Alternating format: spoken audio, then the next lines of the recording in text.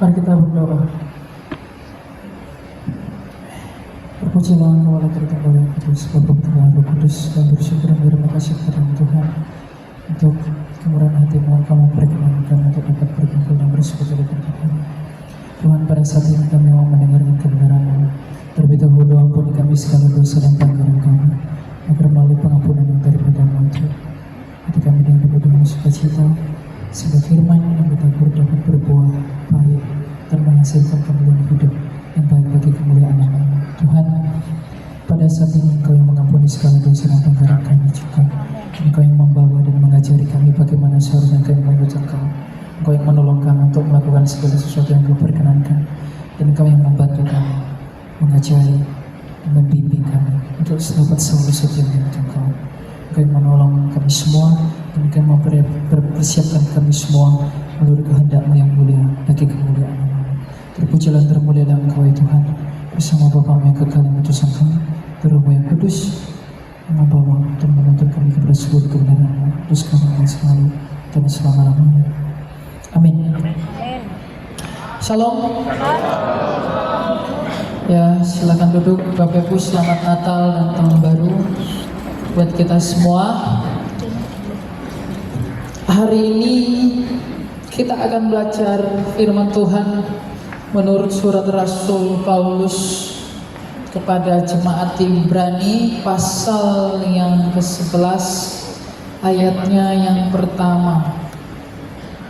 Ibrani 11 ayat yang pertama. Sesuai dengan tema pada hari ini adalah melangkah dengan iman menatap masa depan. Melangkah dengan iman menatap masa depan.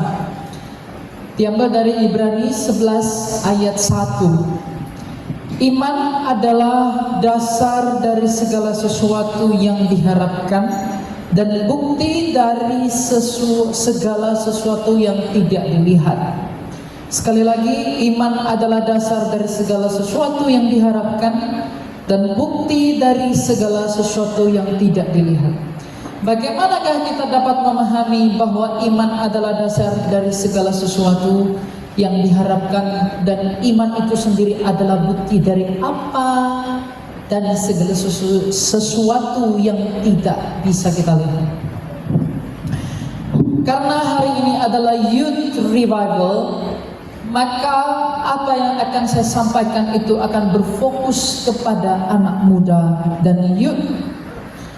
Ayat ini adalah ayat yang sangat tepat karena kita sebagai anak muda, orang muda menginginkan masa depan.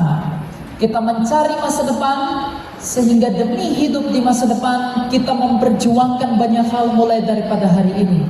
Ada orang yang berinvestasi pada segala hal, ada orang yang belajar, ada orang yang bekerja, ada orang yang mencari banyak hal demi masa depannya yang lebih baik. Tetapi Yohanes Krisostomos, seorang pengajar dan uskup di Konstantinopel, pernah mengatakan bahwa iman adalah panca indera yang paling kuat daripada segala sesuatu yang pernah dimiliki manusia. Amen. Karena melalui iman kita bisa melihat segala sesuatu. Melalui iman pula lah kita memiliki dasar pengharapan atas segala sesuatu itu. Amen. Maka anak-anak muda yang hari-hari ini sedang berusaha untuk mencari, untuk mempertahankan hidup dan melakukan banyak hal demi masa depannya, ingatlah perkataan Tuhan kita yang mulia yang pernah berkata bahwa carilah dahulu kerajaan Allah dan kebenarannya, maka semuanya ditambahkan kepadamu. Tanpa iman kita tak mungkin memiliki pengharapan. Dunia mengatakan bahwa kita harus mempersiapkan diri terlebih dahulu agar sekiranya kita bisa aman di masa yang akan datang. Tapi jikalau kita sebagai seorang Kristen, di dalam kemudaan kita harus melangkah terlebih dahulu dengan iman. Mengapa dengan iman? Karena kita sedang hidup di dunia yang tidak selamat, tetapi telah diselamatkan menurut anugerah Allah melalui iman. Iman kepada siapa? Kepada Yesus Kristus. Nah, sekarang pertanyaannya, mengapa kita perlu beriman kepada Dia? Mengapa kita perlu percaya kepada Yesus Kristus itu? Apakah alasan yang cukup? Apakah yang ada pada Kristus? Apakah yang ada pada Yesus sehingga bukan hanya orang Kristen, tapi seharusnya semua manusia harus memiliki iman, harus percaya kepada Dia. Amin. Apakah yang ada pada Dia dan apakah yang diberitahu oleh kitab suci tentang Dia? Apakah yang dilihat para nabi mengenai Dia dan apakah yang diraba oleh para rasul di dalam Dia sehingga para nabi menantikan Dia? Kitab suci memberi kesaksian tentang Dia dan para rasul telah martir demi Dia. Sebelum kita mengerti mengapa kita beriman kepada Yesus, kita perlu mengetahui apakah yang membuat kita perlu beriman kepada Dia. Sebelum kita mengerti, kita harus melangkah dengan iman. Kita harus mengerti apa itu iman. Dan sebelum mengerti apa itu iman, kita harus tahu siapa yang kita imani. Nah sekarang, anak-anak muda, mengapakah engkau perlu beriman kepada Yesus? Apakah yang membuatmu harus datang kepada Yesus? Karena sejatinya inti dari seluruh kehidupan manusia itu hanya ditemukan di dalam Dia. Amin. Yang mengaminkan sudah tahu maksudnya apa? Kalau belum, jangan aminkan dulu. Mengapa inti manusia hanya ada di dalam Yesus? Apa yang membuat inti daripada hidup manusia ada dalam Yesus?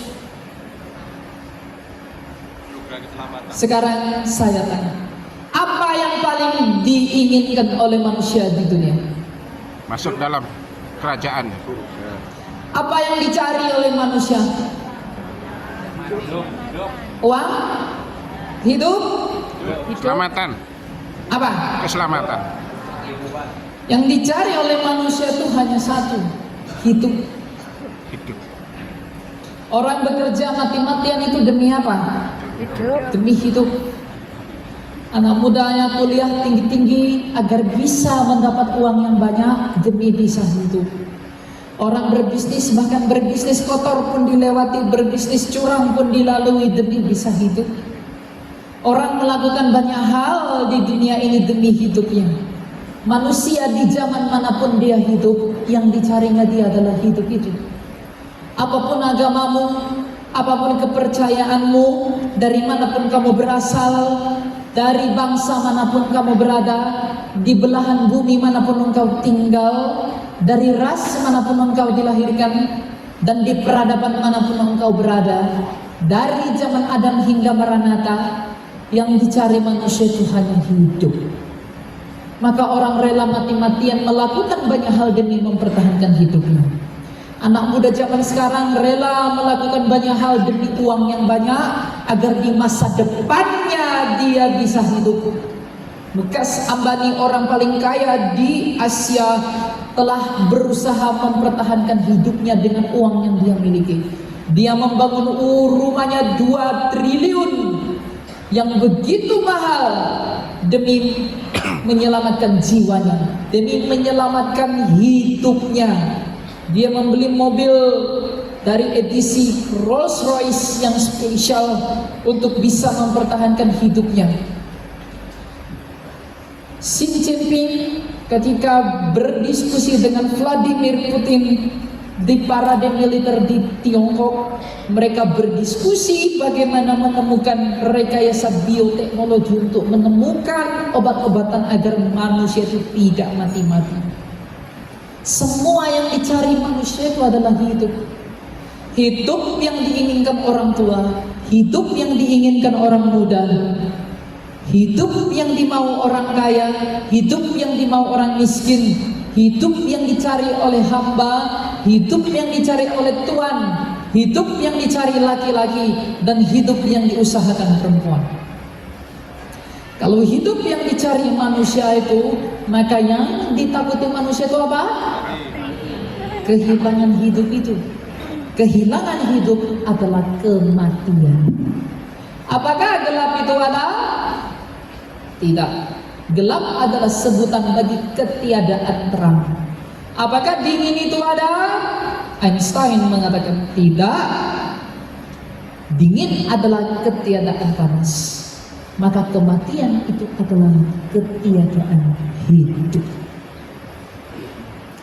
Maka manusia mencari hidup dan menghindarkan dirinya dari kematian, maka semua orang di dunia ini berusaha mencari hidupnya, memperjuangkan hidupnya dengan berbagai cara, melalui perang, melalui pembunuhan, melalui penipuan, melalui muslihat, melalui kemunafikan. Semua orang berusaha mengejar hidupnya, mempertahankan hidupnya demi hidupnya. Mereka menginginkan hidup dan berusaha menghindarkan diri dari kematian. Maka kalau hidup yang dicari manusia itu dan kematian yang paling ditakuti manusia itu, bukankah seharusnya manusia itu berharap kepada Dia yang telah hidup dan telah mengalahkan kematian ketika Dia bangkit? Bukankah Yesus satu-satunya yang telah hidup dari antara orang mati dan tidak mati lagi? Bukankah hanya Dia yang telah hidup? Bukankah Dia satu-satunya yang telah keluar dari kematian? Ketika Dia hidup, ketika Dia keluar dari kematian, Dia mengalahkan kematian. Maka jikalau engkau ingin hidup dan kelak ingin keluar dari kematian itu, bukankah seharusnya kamu percaya kepada Dia, Yesus Kristus dari Nazaret, sebagai satu-satunya pribadi yang telah hidup dan mengalahkan kematian itu? Inilah yang harus dimiliki oleh anak muda agar di dalam iman kepada Dia yang hidup dan mengalahkan kematian inilah menjadi penghiburan, menjadi modal, menjadi batu karang yang teguh di dalam hidup dan di dalam hati kita untuk melangkah demi masa depan. Kalau engkau berpikir bahwa dengan uang, dengan jabatan, dengan kekuatan, tanpa Yesus engkau bisa hidup, maka renungkanlah betapa hinanya engkau dan saya apabila engkau dan saya berpikiran seperti itu. Apabila demi uang, demi harta, demi jabatan, demi apapun yang engkau perjuangkan di dunia ini, lalu dengan begitu engkau meninggalkan Yesus, apakah yang bisa engkau tambahkan dalam hidupmu di luar daripada Kristus? Tuhan Yesus pernah berkata, "Akulah pokok anggur yang benar, di luar aku engkau tak dapat berbuat apa-apa." Apakah artinya ketika Dia berkata bahwa Dia adalah the true wine, Dia adalah pokok anggur yang benar?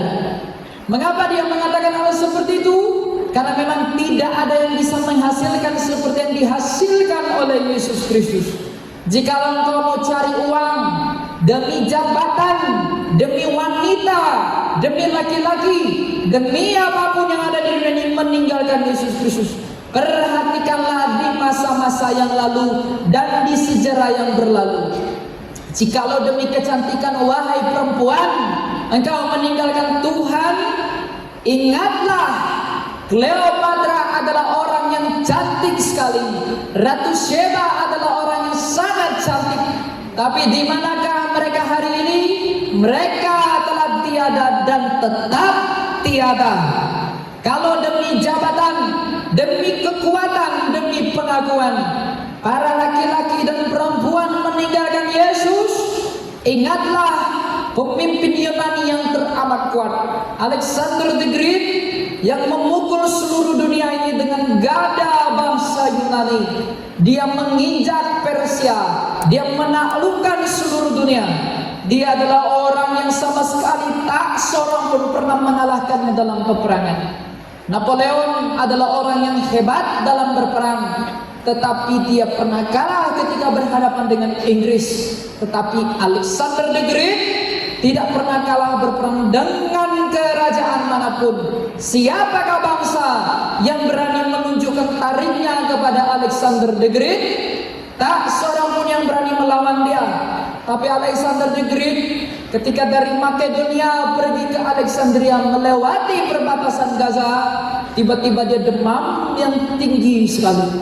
Ketika dia demam tinggi, dia mati. Di manakah Alexander the Great yang ditakuti oleh seluruh dunia itu telah tiada dan tetap tiada? Jikalau demi laki-laki engkau meninggalkan Kristus, bukankah Firaun itu begitu dikagumi orang? Bukankah Antipas itu orang yang dikagumi? Bukankah seluruh Herodes begitu hebat? Tapi di manakah mereka sekarang? Bukankah kaisar-kaisar yang ada, pemimpin dinasti di Tiongkok ribuan tahun lalu adalah orang yang begitu dihormati oleh manusia? Tapi di manakah mereka hari ini? Kalau demi filsafat stoikisme, Plato, Aristotle, Thales, dan banyak filsafat lain, jikalau demi filsafat engkau meninggalkan dia, di manakah Plato hari ini? Di manakah Aristoteles hari ini? Di manakah Strabo hari ini? Bahkan dari Tiongkok, Konghucu di manakah dia? Lao Tzu di manakah dia? Orang yang pintar, yang berhikmat, yang begitu kuat, yang begitu hebat, yang begitu tampan, yang begitu cantik, yang begitu kaya, mereka tidak bisa berbuat apa-apa demi mempertahankan hidupnya. Semua yang mereka genggam, semua yang ada di atas kepala mereka, semua yang mereka bawahi, semua yang dianggap mereka sebagai kemuliaannya, ternyata tak bisa menyelamatkan mereka dari sebuah kematian. Mereka semua telah mati dan masih mati dan akan mati. Jikalau demi itu semua engkau meninggalkan Yesus Kristus, renungkanlah bahwa engkau akan mati sebagaimana mereka yang di masa lalu, yang memiliki segala sesuatu yang engkau miliki, yang engkau ingin miliki, telah mati, maka engkau pun akan mati secara demikian. Tapi dia, Yesus Kristus itu telah keluar dari kematian, telah hidup dari mati. Maka jikalau engkau ingin hidup, maka datanglah kepada dia yang hidup itu, bukan kepada yang mati. Kamu mau ngomong apapun, kamu tidak punya alasan yang cukup untuk menolak dia jikalau engkau mau hidup. Sebab tidak ada satu pribadi pun di alam semesta ini, dari sejak semula hingga pada akhirnya, yang telah hidup kecuali Yesus. Yesus membangkitkan Lazarus 40 tahun setelah dia dibangkitkan, dia mati lagi. Tapi Yesus di kitab Wahyu mengatakan, lihatlah, aku telah mati, namun aku hidup untuk selama-lamanya. Maka jikalau kamu mau hidup, datanglah kepada dia yang hidup. Maka keyakinan, kepercayaan akan hidup yang ada pada Yesus inilah yang harus kamu gunakan sebagai kekuatanmu untuk melangkah di dalam hari-hari dan hidup ke depan. Wahai anak muda, apapun yang akan terjadi dalam hidupmu kelak, kamu tidak tahu. Tapi jikalau kamu memiliki iman yang teguh di dalam Yesus, aku mengingat Tuhanku Yesus Kristus yang telah mati, tapi telah menyalahkannya dan bangkit, maka sekalipun engkau ingin membunuh aku, sebagaimana para rasul telah rela mati demi Tuhan. Mengapa para rasul rela mati demi Yesus? Karena mereka telah melihat Tuhanku Yesus Kristus telah mengalahkan kematian. Untuk apa aku takut pada kematian? Tidak ada di dunia ini yang muridnya rela mati demi gurunya selain daripada para rasulnya Kristus, yang semua rela mati demi Kristus. Markus ditarik kuda di Alexandria, Petrus disalib terbalik di Roma, Paulus dipenggal kepalanya di Roma, Bartolomeus, Andreas semuanya disalib dan mengalami aniaya. Yohanes digoreng di minyak panas. Mengapa mereka semua rela mati konyol demi Yesus?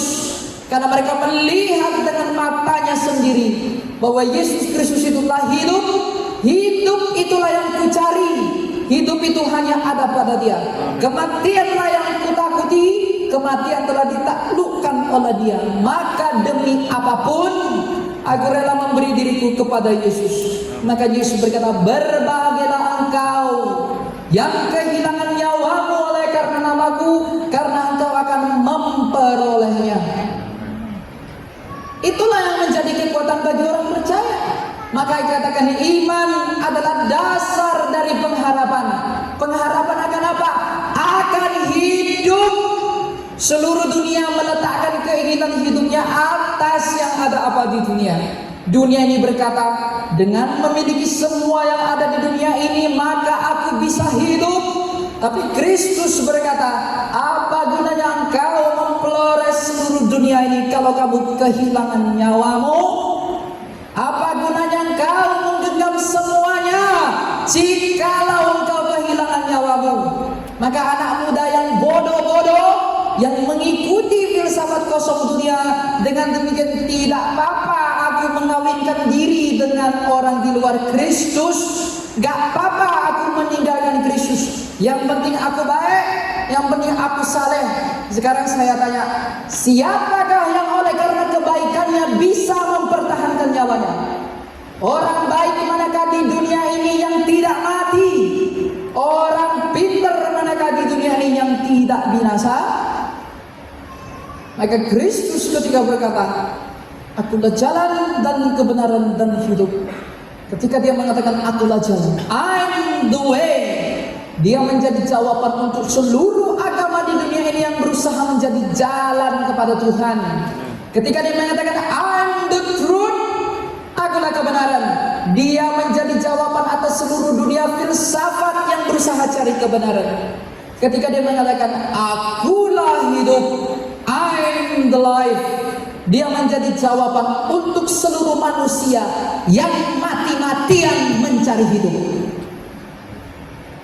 Inilah yang harus engkau imani agar engkau bisa tetap berbuah dan diam di dalam Dia. Jikalau kita memiliki iman kepada Dia yang hidup ini, maka masa depan kita pun akan hidup. Sebab apa yang engkau tabur dalam iman, itu pula lah yang akan berbuah. Jikalau engkau beriman pada yang mati, pasti membuahkan kematian. Jikalau engkau beriman kepada Dia, Yesus Kristus yang hidup, maka engkau pun akan hidup sebagaimana Dia hidup. Maka jangan pernah percayakan dirimu, letakkan pengharapanmu kepada apapun yang di dunia ini selain daripada Yesus Kristus. Saya tidak tahu kamu kemana kelak ketika kamu pergi dari tempat ini. Apakah engkau mau pergi ke luar negeri, ke belahan bumi manapun? Tapi ingat satu hal, kamu kemanapun pergi, tapi tetaplah memiliki iman kepada Dia yang hidup, karena sejatinya yang kamu lakukan adalah demi hidup. Dimanapun engkau berada, tetaplah beriman kepada Dia yang hidup itu, karena sejatinya pada saat engkau bernafas memikirkan itu, engkau sedang memikirkan hal untuk mempertahankan hidupmu. Adalah bodoh bagi orang pergi meninggalkan Yesus demi laki-laki, demi perempuan, padahal laki-laki itu akan mati sebagaimana dia mati. Apakah manusia bisa menyelamatkan manusia? Mustahil. Karena justru karena manusia tak dapat menyelamatkan dirinya sendirilah, yang telah dipengaruhi oleh rusaknya kodratnya Adam, maka dia Adam yang kedua telah turun dari surga. Adam yang pertama telah menuntun kita kepada kematian, tetapi Adam yang kedua, Yesus Kristus, telah menuntun kita kepada hidup. Jadi jikalau kita tidak dilahirkan kembali dari Yesus Kristus, tidak mungkin kita hidup sebagaimana Dia hidup. Maka dalam hal beriman anak-anak muda, jangan kamu berpikir bahwa beriman kepada Yesus cukup datang ke gereja. Tidak. Beriman kepada Tuhan karena iman. Dogma itu bukan tentang pengetahuan. Farisi memiliki pengetahuan, tapi apakah mereka selamat? Tidak. Dogma itu sendiri, teologi itu sendiri adalah hidup, karena itu dirumuskan dari hidupnya Yesus Kristus.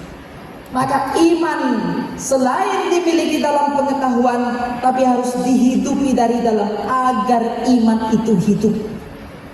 Iman kepada hidup harus dihidupi. Iman yang memimpin kepada hidup harus dihidupi.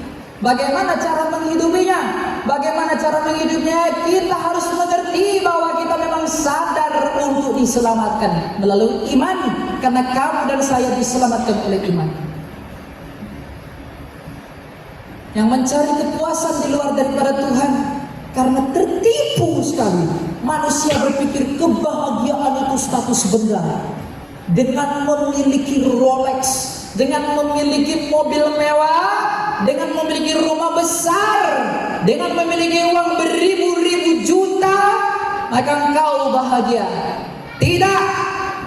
Di manakah kebahagiaan orang kaya yang menderita di alam maut di dalam Injil Lukas itu? Di manakah kebahagiaan dia? Dia dipuji orang yang kaya, berpakaian lenan kain halus berwarna ungu. Tapi ketika dia mati, penderitaannya di alam maut tidak sebanding dengan kekayaan yang dia nikmati selama di bumi. Pikirkanlah anak muda, jikalau engkau mengerti seberapa cepat manusia melupakan engkau pada hari kematianmu, maka sekarang hidupmu tidak akan kamu gunakan untuk memuaskan orang lain. Dengan apa? Dengan uang, dengan validasi, dengan pengakuan. Kalau aku pakai baju ini, aku akan dipandang kaya. Kalau aku pakai mobil ini, aku akan disegani. Kamu mencari perhatian manusia, tapi engkau tidak pernah merespon panggilan Tuhan. Padahal kelak pada hari pengadilan, hanya Tuhanmu lah yang kamu hadapi untuk engkau bertanggung jawab kepadanya. Lalu kita tidak mempersiapkan diri untuk itu? Di manakah ada masa depan tanpa iman? Ya, di luar iman kepada Yesus yang hidup itu, masa depan kita pastilah kematian. Jika kita beriman kepada uang, kita beriman kepada kecantikan tubuh, jika kita beriman kepada harta, sebagaimana harta, kemolekan, dan uang akan terbuang, maka kita yang mengawinkan diri kepada dia pun akan terbuang. Tapi jikalau saya dan kamu beriman kepada dia yang hidup sebagaimana dia hidup, kamu dan saya akan hidup. Karena masa depan kita bukanlah masa depan demi kematian, tapi dia firman Allah menjadi manusia adalah untuk memberikan kita pengharapan masa depan seperti masa depan yang ada pada dia, yaitu hidup yang kekal itu. Jangan berpikir terlalu cetek, jangan berpikir terlalu kecil. Anak muda bilang, aku masih muda. Enggak lah, belum saatnya aku memikirkan Tuhan. Nanti aja kalau udah tua, sibuk dulu cari harta. Ingat, orang banyak lebih muda daripada kamu sudah mati, gak bisa buat apa-apa. Jangan hibur dirimu dengan itu. Jadi kalau engkau bermegah dengan segala sesuatu, Tuhan kepada Yeremia telah berkata, jangan seorang pun bermegah oleh karena kekuatannya, kebijaksanaannya, dan kekayaannya, tapi biarlah dia bermegah oleh karena dia mengenal Akulah Tuhan. Maka apakah kemegahan kita sebagai orang Kristen? Apa yang membuat kita bangga sebagai orang Kristen? Kita bangga yang pertama karena kasih Allah yang tidak bersyarat. Yang kedua, kita bangga karena memang di dalam Dia, hanya di dalam Dia kita bisa hidup. Di luar daripada Dia hanya kematian.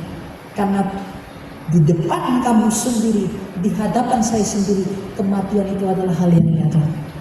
Dan engkau telah melihat dalam sejarah dunia, siapakah yang hidup selain Yesus? Tidak ada.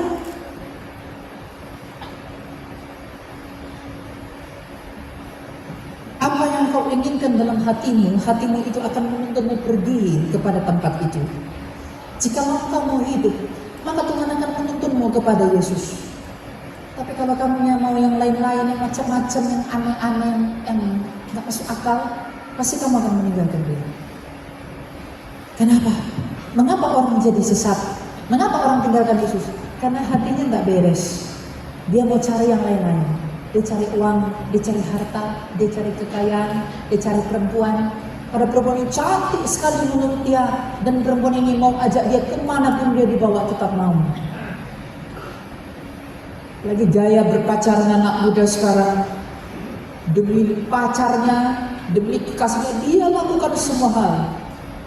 Kalau perempuan mengatakan aku tidak mau laki-laki selain provider man yang princess treatment, dia merasa princess, padahal tidak princess. Ingin diperlakukan princess, hatinya tidak princess, hatinya Dracula. Perempuan mengatakan, aku harus cari laki-laki yang kalau aku pengen apa-apa dibelikan. Aku pengen beli baju dibelikan. Pintu mobil dibukain. Masuk mobil digendong. Sumpit dibukain. minum disediakan. Dia cari laki-laki yang model pembantu. Maka inilah laki-laki yang sungguh-sungguh mencintai aku. Itu kata perempuan.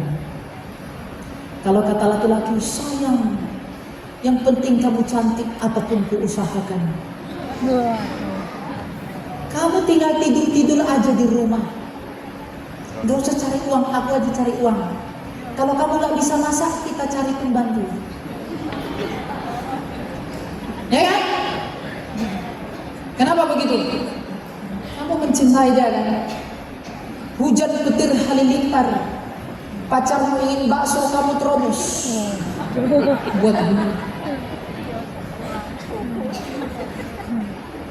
Mandi, teleponan, sleep call, 24 jam teleponan. Tapi Tuhan 1 menit pun tak ditemui. Sayang, lagi tidur, lagi makan, lagi main. Pokoknya pacarnya nggak pernah ketinggalan info. Tapi dia nggak pernah info Tuhan tentang kondisi dirinya yang udah sakit seperti itu. Kalau kamu melakukan itu, perempuan, kalau kamu melakukan begitu banyak hal kepada laki-lakimu karena cintamu, wahai laki-laki, kalau kamu melakukan banyak hal demi cintamu kepada perempuanmu, mengapa kau tidak melakukan sesuatu demi cintamu kepada Tuhan? Kenapa? Renungkan itu, biar kita nggak tertipu. Kita ini tertipu loh begitu. Perempuan posting foto, rambut sudah di apa itu? Bulat-bulatin. Pakai baju, beli baju banyak, foto di cermin, posting, dapat pujian, puas. Laki-laki banyak uang, beli mobil, foto setir mobilnya, biar kelihatan keren. Di TikTok banyak begitu. Lalu dipuji, apa namanya? Starboy. Lalu dengan begitu laki-laki banyak. Kenapa perempuan begitu? Demi memikat laki-laki. Mengapa laki-laki begitu? Demi memikat perempuan. Tapi pernahkah kita ingin memikat hati Tuhan kita yang hidup itu? Itu tidak bercanda. Itu perenungan bahwa kamu dan saya sakit. Yang ketawa itu paling sakit. Karena disadari.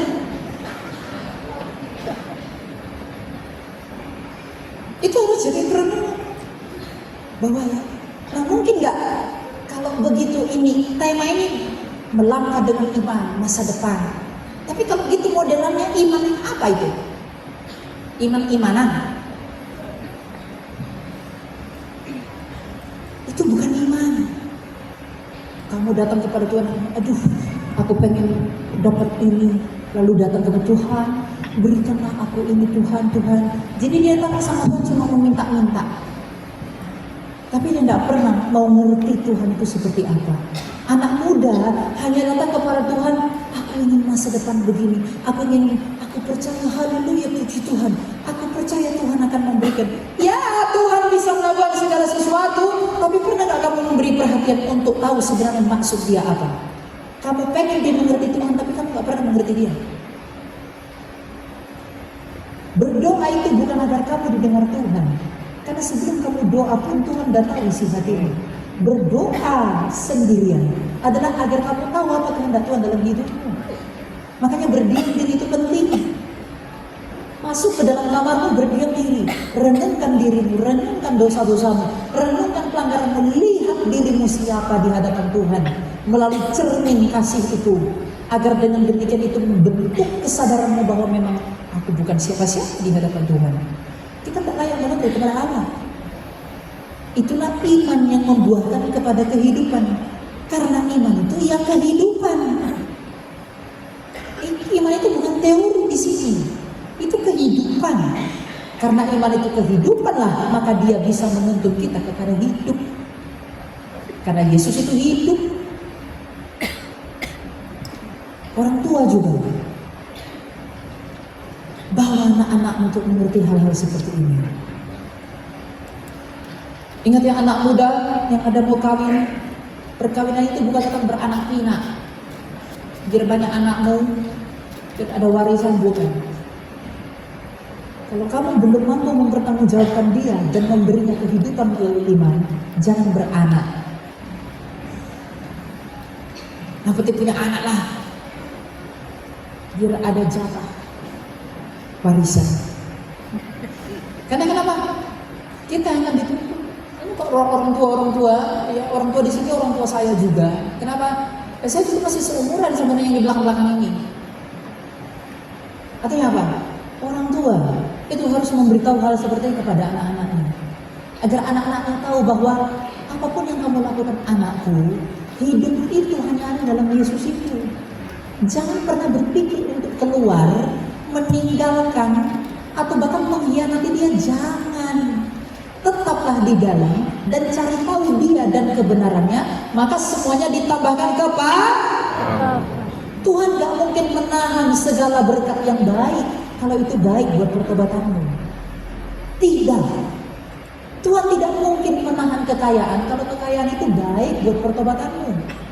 Tuhan tidak mungkin menahan kesehatan kalau kesehatan itu baik buat pertobatanmu. Tidak pernah. Jadi apapun yang terjadi dalam hidupmu saat ini, mau kamu sedang terluka atau tidak, mau kamu sedang bergumul atau tidak, punya masalah atau tidak, berterima kasihlah kepada Tuhan. Kenapa berterima kasih? Karena Tuhan mengizinkan itu dalam maksudnya yang baik. Tapi kenapa kita salah paham? Karena dosa-dosa kita membuat kita salah memahami dia. Tuhan tidak pernah salah dalam melakukan keputusannya, tapi dosa di dalam diri kita inilah yang membuat kita salah memahami dia. Hanya karena yang dia lakukan tidak sesuai dengan keinginan daging kita, kita memandang dia sebagai musuh kita. Bukankah kita jahat? Bukankah kita ini rusak? Datang ke gereja, terima kasih Tuhan, pulang dari situ maki-maki. Terima kasih Tuhan, pulang dari situ balik telepon lagi pacarnya 24 jam. Ke Tuhan 2 jam, ke pacarnya 22 jam. Itu pun hanya hari Minggu. Tapi hegemoni dunia ini ya begitu. Makanya dikatakan kuduskanlah dirimu. Kuduskan itu artinya apa? Pisahkan dirimu dari hal-hal seperti itu. Menguduskan itu artinya memisahkan. Nah, anak-anak muda Kristen, karena ini youth revival, pisahkan dirimu dari cara hidup orang-orang dunia ini. Apa alasanku memisahkan? Karena Yesus itu yang hidup. Oh, itu yang kucari, ya ada pada dia, maka aku memisahkan diri. Dengan demikian kamu bisa menjadi terang. Kok takut-takut kamu menjawab? Menjadi terang. Karena menjadi terang itu nggak ngomongin terang. Menjadi terang itu ketika iman itu hidup, maka masa depan pun akan hidup. Dosa itulah yang membuat kita tidak bisa melihat kekekalan itu. Ya, iblis itu menutupi kita nggak bisa melihat kekekalan, dibutakan oleh ketidakrelaan. Ini saya kasih tahu satu hal. Adam dan Hawa tahu kalau dia diciptakan untuk hidup yang kekal. Tapi ketika dia dibutakan oleh iblis, iblis bilang, kalau kamu makan, kamu jadi seperti Tuhan. Dia dibutakan oleh kemuliaan yang palsu. Dia dibutakan oleh angan-angan. Dia dibutakan oleh keinginan menjadi hebat, keinginan menjadi seperti Tuhan. Sehingga ketika dia dibutakan oleh keinginannya itu, dia lupa akan hidup yang kekal itu. Begitulah kamu dan saya hari ini. Kita dibutakan oleh uang, dibutakan oleh laki-laki, dibutakan oleh perempuan, dibutakan oleh filsafat, dibutakan oleh banyak hal. Sehingga ketika kita dibutakan, kita cari uang, kita tamat, kita tidak bisa melihat kekekalan itu. Kita mencari nama, kita mencari popularitas, kita mencari pengaruh, kita terbutakan hidup yang kekal. Kalau masih sadar masih bagus, yang masalahnya yang tidak bisa sadar ini susah. Jadi kalau kamu masih sadar hal-hal seperti itu, iman itu akan menghidupkan kamu. Maka sebagai penutup, saya mau sampaikan, melangkah dalam iman demi masa depan, itu artinya apa? Melangkah dalam iman demi masa depan. Masa depan yang kamu mau itu apa? Hidup. Kalau hidup yang kamu inginkan di masa depanmu, maka melangkahlah dengan Dia yang hidup. Imani Dia yang hidup, yang tidak sia-sia. Bukankah hartanya si Herodes Antipas itu jadi sia-sia ketika dia mati? Ya mungkin berguna bagi orang lain, bagi anak-anaknya mungkin berguna, tapi bagi dirinya berguna enggak. Oleh karena itu, anak-anak muda, melangkahlah di jalan Tuhan. Di dalam Tuhan mencari kerajaan-Nya dulu. Tuhan telah memberi aba-aba. Carilah dahulu kerajaan Allah. Bagaimana cara mencari kerajaan Allah? Kerajaan Allah itu hanya diberikan kepada siapa? Matius 5 ayat 3. Berbahagialah orang yang miskin di hadapan Allah, karena mereka lah yang punya kerajaan. Kerajaan Allah hanya diberikan kepada mereka yang miskin di hadapan Allah. Dan kerajaan Allah hanya diberikan kepada mereka yang memiliki iman seperti anak kecil. Jadi kalau kamu mau cari tahu Yesus, miskin dulu di hadapan Allah. Miskin di hadapan Allah bukan tentang gak punya uang. Miskin itu miskin roh. Miskin roh artinya apa? Tuhan, aku gak bisa berbuat apa-apa tanpa dirimu. Maka kesadaran itu akan membawamu kepada Yesus. Apa gunanya Yesus kalau kamu menganggap dirimu seperti Yesus juga? Yesus merendahkan dirinya, kamu meninggikan dirinya, gak ketemu. Oleh karena itu, agar kerajaan Allah ada di dalam kita mencarinya. Bagaimana mencarinya? Miskinlah di hadapan anak muda. Sadarilah bahwa engkau gak bisa melakukan apapun di luar Dia. Sadarilah dosa-dosamu, ketahuilah kelemahanmu. Dengan menyadari semuanya itu, ternyata kita menemukan tak ada yang dapat kita bawa kepada Tuhan selain luka-luka kita. Maka ketika kita sadar demikian, kita akan membaringkan diri kita di hadapan Tuhan, berserah penuh seperti anak kecil. Dengan demikian kita hidup. Kemuliaan bagi Allah dalam segala sesuatu, perkenan bagi manusia, dan damai bagi kita. Amin. Tuhan memberkati. Kita berdoa. Tuhan, terima kasih, kami bersyukur, terima kasih kepadamu bahwa Engkau mengizinkan kami untuk dapat menemani Engkau. Terima kasih untuk firman-Mu pada hari ini, biar kiranya Engkau memelihara firman-Mu untuk tetap hidup dalam kami. Dan kami mampu menghidupinya. Ajari kami dengan bagaimana kami mengasihi-Mu. Tolong kami untuk menyadari dosa-dosa kami, dan bantu kami untuk melihat diri kami sendiri di hadapan-Mu. Tuhan, terimalah kami dengan pertobatan. Tuntunlah kami ke dalam padang pengembalaan, dan berilah kami makanan yang daripada-Mu. Engkau sendiri berkata bahwa Engkau adalah pokok anggur yang benar, dan kami adalah ranting-ranting. Mungkinkah ranting berbuah jika tidak diberikan makan oleh pokoknya? Maka berikanlah kami makanan daripada-Mu dan minuman yang daripada-Mu, agar kami dapat menghasilkan buah yang baik bagi kemuliaan-Mu dan kerajaan-Mu. Tuhan, terimalah kami dalam segala sesuatu, dan terimalah kami pada diri-Mu sendiri, agar dengan penerimaan-Mu itu kami bersukacita. Karena apakah hal yang lebih indah daripada berdamai dan bersatu dengan Engkau yang mencipta kami? Apakah hal yang lebih mulia selain daripada bersekutu dengan-Mu? Dan apakah hal yang paling indah selain daripada memandangi wajah-Mu apabila Engkau kembali dalam kerajaan-Mu? Tuhan, jangan hakimi kami dengan keadilan-Mu, tapi hakimilah kami dengan belas kasihan-Mu. Karena Engkau tahu Tuhan, tidak ada yang kami miliki selain daripada belas kasihan-Mu. Dalam hidup ini kami tidak dapat melakukan hal yang baik, tapi bersama dengan Engkau mampukanlah kami untuk memulai awal hidup kami dengan baik. Agar dengan demikian, memang benar bahwa kami adalah anak-anak-Mu yang dipilih menjadi garam dan terang dunia, memberi terang bagi mereka yang gelap dan memberi rasa bagi mereka yang hambar. Tuhan, Engkau tidak menolak siapapun yang datang kepadamu, maka janganlah tolak kami jikalau kami datang kepadamu. Hidup hanya ada padamu, maka kami ingin hidup, tuntunlah kami kepadamu, hidup yang benar. Dengan semuanya itu Tuhan, kami juga berdoa untuk tempat ini dan untuk semua yang hadir pada hari ini. Engkau yang memberkati mereka, Engkau yang menolong mereka, dan Engkau yang membuat mereka kaya dalam nurani siapa dari mereka di hadapan-Mu, dan dengan demikian dan untuk demikian maka terpujilah Engkau di dalam kekayaan kasih karunia-Mu yang telah menganugerahkan segala yang baik bagi semua orang yang berkenan di hadapan-Mu.